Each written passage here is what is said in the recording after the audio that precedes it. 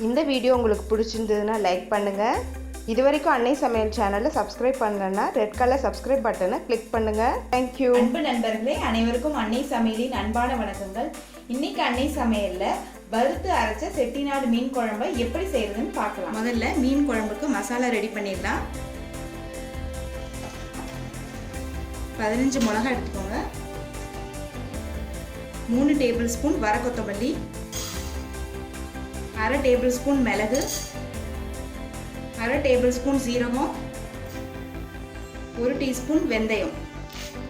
இப்போ இது எல்லாத்தையும் வறுத்துக்கலாம். செட்டிநாடு மீன் குழம்புங்கும் போது நீங்கள் மசாலா வறுத்து அரைச்சா தான் டேஸ்ட்டாக இருக்கும் குழம்பு. இப்போ வாசனை வந்துருச்சுங்க. இப்போ மிக்சியில் இதை நைஸாக அரைச்சிக்கலாம். மண் சட்டியில் தேவையான அளவு நல்லெண்ணெய் ஊற்றி வச்சுக்கோங்க. முதல்ல 1 டேபிள் ஸ்பூன் வெந்தயம் போட்டுக்கோங்க.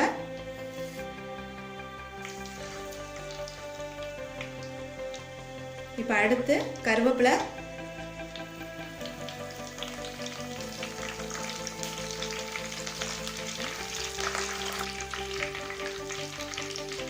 அடுத்தது சின்ன வெங்காயம் ஒரு 15,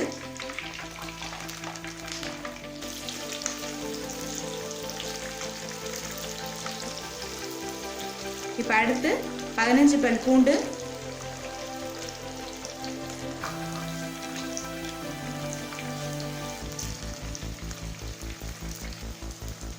அடுத்தது 2 நாட்டு தக்காளி,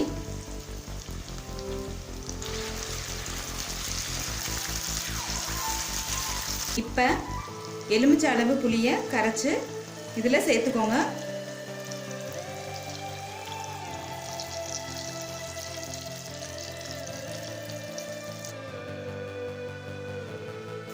ஒரு டீஸ்பூன் மஞ்சள் தூள் சேர்த்துக்கோங்க. தேவையான அளவு உப்பு.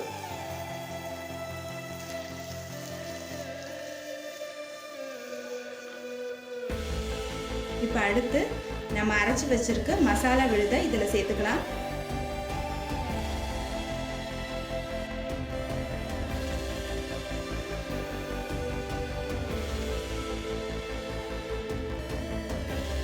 ஒரு 5 நிமிஷம் ஆகட்டும். அதுக்கப்புறம் நம்ம தேங்காய் சேர்த்துக்கலாம். இப்போ 5 நிமிஷம் ஆயிடுச்சு. இப்போ 3 டேபிள் ஸ்பூன் தேங்காயை மிக்சியில் நைஸாக அரைச்சி இதில் சேர்த்துக்கோங்க.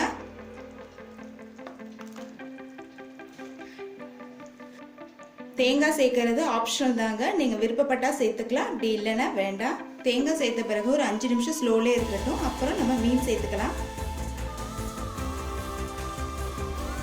இப்போ 5 நிமிஷம் ஆயிடுச்சு. அடுத்து மீன் சேர்த்துக்கலாம்.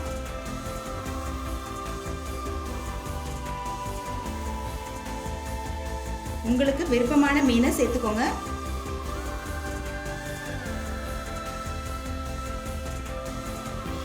குழம்பு ஒரு 5 நிமிஷம் ஸ்லோலே வச்சுருங்க. மீன் வெந்துடும். 5 நிமிஷம் ஆன பிறகு குழம்பும் நல்லா திக்காயிடுச்சு, மீனும் நல்லா வெந்துடுச்சு. இப்போ சர்வ் பண்ணிடலாம். சுவையான செட்டிநாடு மீன் குழம்பு ரெடி ஆயிடுச்சுங்க.